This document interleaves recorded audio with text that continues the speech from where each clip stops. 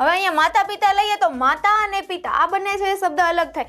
બંને એકબીજાથી છે ચડતા ઉતરતા છે તો કે ના, બંને છે એ કેવા છે તો કે સમાન છે. બરાબર. તો અહીંયા બંને પદ છે એ કેવા છે તો કે મુખ્ય. તો કે બધા પદ છે એ કેવા હશે તો કે મુખ્ય હશે. બરાબર. અહીંયા જોઈએ તો હવે આપણને છે આનો અર્થ છે ખબર હોવી જોઈએ. આબ એટલે શું થાય તો કે પાણી થશે.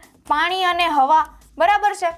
બરાબર. હવે અહીંયા જોઈએ તો આજકાલમાં પરીક્ષાનું પરિણામ આવી જશે. તો આજે અને કાલે બંને દિવસે તો પરીક્ષાનું પરિણામ નહીં આવે, બેમાંથી એક દિવસે આવશે. તો અહીંયા શું આવશે તો કે આજે કે કાલે આવશે. ગુજરાતના તમામ ઉમેદવારોને જય ભારત ને જય ગુજરાત. સ્વાગત છે આપનું એક નવા વિડીયોની અંદર. આજે આપણે છે અહીંયા કોમ્પિટિટિવ એક્ઝામ્સની અંદર આઈએમપી ટોપિક એવો છે આપણે ગુજરાતીના વ્યાકરણની અંદર છે સમાસ છે શીખવાના છે.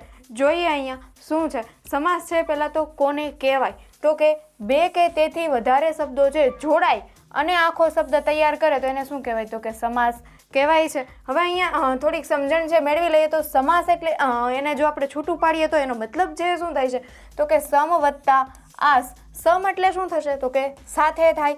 બરાબર. અને આસ એટલે તો કે બેસવું. આખાનો અર્થ છે શું થશે તો કે સાથે બેસવું. બરાબર. અહીંયા જોઈએ તો સમાસ એટલે સમાસમાં છે ઓછામાં ઓછા કેટલા હોવા જોઈએ તો કે બે પદ છે હોવા જોઈએ. સમાસની અંદર ઓછામાં ઓછા બે પદ હોવા જોઈએ. બે કે તેથી વધારે હોય તો ચાલશે. અહીંયા જોઈએ તો હવે એક આપણે ઉદાહરણ જોઈ અને સમજીએ તો કે 9 છે લીધેલું છે. બરાબર. 9નો કોઈ પણ અર્થ છે નીકળે છે તો કે ના ભાઈ તો આ છે શું છે તો કે સમાસ નથી. ત્યાર પછી નકરી રાત્રિ હોય તો એ પણ છે અહીંયા સમાસ થઈ નહીં. ત્યાર પછી અહીંયા જોઈએ તો બંને શબ્દ છે ભેગા કરીએ. બરાબર. તો અહીંયા શું થાય તો કે નવરાત્રિ થાય. તો આ છે એ શું થાય તો કે એક પ્રકારનો સમાસ થશે. હવે એને બંનેને જો અલગ અલગ પાડીએ તો શું થશે તો કે નવ અને રાત્રિ થાય. બરાબર. હવે અહીંયા જો બે પદ છે અલગ પડે છે. અહીંયા પહેલું પદ હોય તો એને શું કહેવાય તો કે પૂર્વ પદ કહેવાય છે. બરાબર. અને બીજા પદને છે શું કહેવાય તો કે ઉત્તર પદ કહેવાય. અહીંયા પૂર્વ અને ઉત્તર બંને આવી ગયા. હવે અહીંયા પશ્ચિમ કે દક્ષિણ છે અહીંયા આવશે નહીં. હવે અહીંયા જોઈએ તો શબ્દને છૂટા પાડવાની ક્રિયાને શું કહેવાય તો કે સમાસ વિગ્રહ કહેવાય. સમાસનો વિગ્રહ કહેવાય. કોઈ પણ આ જે શબ્દ છે નવરાત્રિ છે એને આપણે જો છૂટું પાડ્યું છે. બરાબર. બંને શબ્દને છે કેવા કર્યા તો કે એનો વિભાગ પાડેલા છે. બરાબર. છૂટો પાડ્યો છે તો આને શું કહેવાય તો કે સમાસનો વિગ્રહ કહેવાય છે. આગળ જોઈએ તો હવે અહીંયા જોઈએ તો સર્વપદ પ્રધાન સમાસ આવે છે. બરાબર. સર્વપદ પ્રધાન છે સમાસ કોને કહેવાય તો કે બંને પદ છે કેવા હોય તો કે મુખ્ય હોય છે. બંને પદ કેવા હોવા જોઈએ તો કે મુખ્ય હોય. બરાબર. આની અંદર છે આપણને દ્વંદ્વ સમાસ છે અહીંયા આવશે. હવે અહીંયા ઉદાહરણ આપણે લઈએ. બરાબર. તો માતા પિતા. બરાબર. હવે અહીંયા માતા પિતા લઈએ તો માતા અને પિતા આ બંને છે શબ્દ અલગ થાય. બંને એકબીજાથી છે ચડતા ઉતરતા છે તો કે ના, બંને છે એ કેવા છે તો કે સમાન છે. બરાબર. તો અહીંયા બંને પદ છે કેવા છે તો કે મુખ્ય છે. તો આ શું છે તો કે આપણને સર્વપદ પ્રધાન સમાસ કહી શકાય. હવે અહીંયા જોઈએ તો એક પદ પ્રધાન છે. બરાબર. એક પદ છે પ્રધાન હોય એવો સમાસ છે તો કે એક પદ મુખ્ય હોય અને બીજું કેવું હશે તો કે ગૌણ હશે. એક પદ મુખ્ય અને બીજું તો કે ગૌણ હશે. અહીંયા જોઈએ તો તત્પુરુષ સમાસ આવશે. ત્યાર પછી કર્મધારય સમાસ, દ્વિગુ સમાસ, મધ્યમ પદ લોપી સમાસ. આ ચાર સમાસ છે અહીંયા એક પદ પ્રધાન સમાસની અંદર આવશે. હવે અહીંયા આગળ જોઈએ તો અન્ય પદ પ્રધાન આવશે. એની અંદર જોઈએ આપણે તો કે બંને પદ કેવા હોય તો કે ગૌણ હોય અને બીજા વાક્ય પર આધાર રાખે. કે બંને પદ હોય એ કેવા હશે તો કે ગૌણ હશે અને બીજા વાક્ય પર છે આધાર રાખતા હશે. અહીંયા જોઈએ તો ઉપપદ સમાસ આવશે. ત્યાર પછી બહુવ્રીહી સમાસ અને અવ્યયી ભાવ સમાસ આવશે. હવે આ બધા સમાસ છે આપણે આગળ ડીપમાં છે જોવાના છે.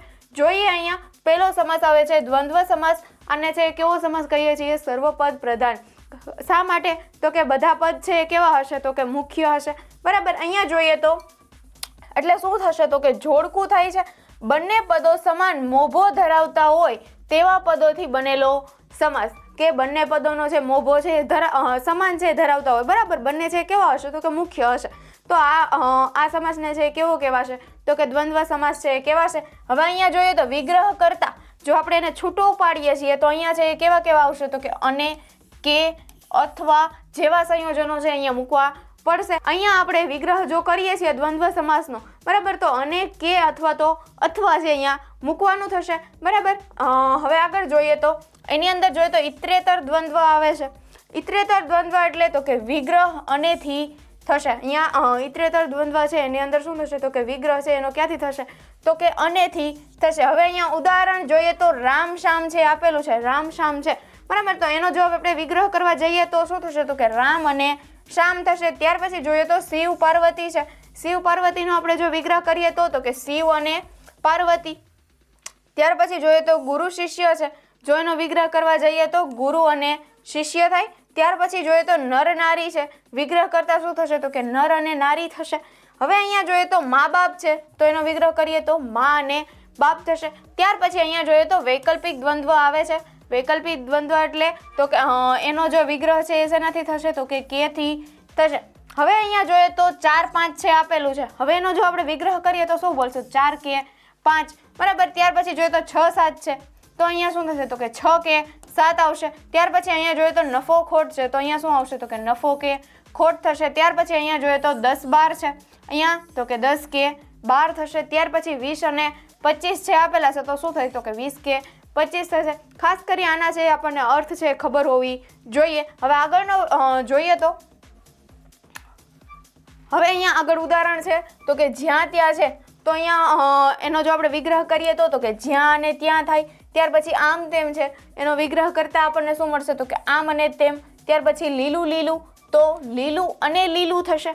ત્યાર પછી ધીમે ધીમે છે, તો અહીંયા ધીમે અને ધીમે થશે. ત્યાર પછી આગળ આગળ, તો અહીંયા આગળ અને આગળ થશે. બંને છે વચ્ચે અને છે કે છે અથવા છે એવા અહીંયા આવશે સંયોજનો. અહીંયા જોઈએ તો મનોમન છે, તો મનમાં અને મનમાં થશે. ત્યાર પછી આબો હવા છે, અહીંયા શું થશે તો કે આબ અને હવા. હવે આપણને છે આનો અર્થ છે ખબર હોવી જોઈએ. આબ એટલે શું થાય તો કે પાણી થશે, પાણી અને હવા બરાબર છે. ત્યાર પછી અહીંયા જોઈએ તો અહર્નિશ છે, તો એનું શું થાય તો કે દિવસ અને રાત્રિ થશે.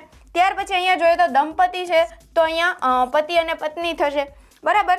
ત્યાર પછી અહીંયા જોઈએ તો લાભાલાભ છે, તો શું થાય તો કે લાભ કે ગેરલાભ થશે. અહીંયા લાભ અને લાભ છે એવું નહીં આવે, અહીંયા શું થશે તો કે લાભ કે ગેરલાભ થશે. હવે અહીંયા જોઈએ તો આજકાલ ઠંડી બહુ પડે છે, અહીંયા જોઈએ તો આજકાલ છે એનું શું થશે તો કે આજે અને કાલે થશે. ત્યાર પછી અહીંયા જોઈએ તો આજકાલમાં પરીક્ષાનું પરિણામ આવી જશે, આજકાલમાં પરીક્ષાનું પરિણામ આવી જશે. બંને જગ્યાએ છે આપણે વાક્યનો અર્થ છે સેમ લઈ શકશું નહીં. જો અહીંયા આજકાલ છે ઠંડી બહુ પડે છે, આજે અને કાલે ઠંડી વધારે પડે છે બરાબર. હવે અહીંયા જોઈએ તો આજકાલમાં પરીક્ષાનું પરિણામ આવી જશે, તો આજે અને કાલે બંને દિવસે તો પરીક્ષાનું પરિણામ નહીં આવે, બેમાંથી એક દિવસે આવશે. તો અહીંયા શું આવશે તો કે આજે કે કાલે આવશે. આ રીતે છે અહીંયા અર્થ પ્રમાણે છે અહીંયા સંયોજનો છે મૂકવાના થશે. આગળનો આપણે પ્રકાર જોઈએ તો હવે અહીંયા બીજો સમાસનો પ્રકાર આવે છે દ્વિગુ સમાસ. આ છે કેવો છે તો કે એક પદ પ્રધાન છે, કે અહીંયા એક જ પદ છે એ મુખ્ય હોય અને બાકીના છે કેવા હશે તો કે ગૌણ હશે. હવે અહીંયા જોઈએ તો પ્રથમ પદ છે શું દર્શાવશે તો કે સંખ્યા દર્શાવશે, અને બીજું પદ છે શું દર્શાવશે તો કે સમૂહ દર્શાવશે. અહીંયા ખાલી એટલી જ વસ્તુ છે યાદ રાખવાની, પહેલું પદ છે સંખ્યા બતાવશે અને બીજું તો કે સમૂહ છે એ દર્શાવશે. ત્યાર પછી અહીંયા જોઈએ તો નવરાત્રિ બરાબર. આનું ઉદાહરણ કરીએ તો નવરાત્રિ. હવે આ શબ્દો છે આપણને આવડતા હશે. અહીંયા જોઈએ તો નવરાત્રિ તો શું થશે તો કે નવરાત્રિઓનો સમૂહ થાય બરાબર. અહીંયા જોઈએ તો ત્રિકોણ છે, તો કે 3 ખૂણાઓનો સમૂહ. ત્યાર પછી અહીંયા જોઈએ તો ત્રિશૂળ છે, 3 શૂળનો સમૂહ થાય.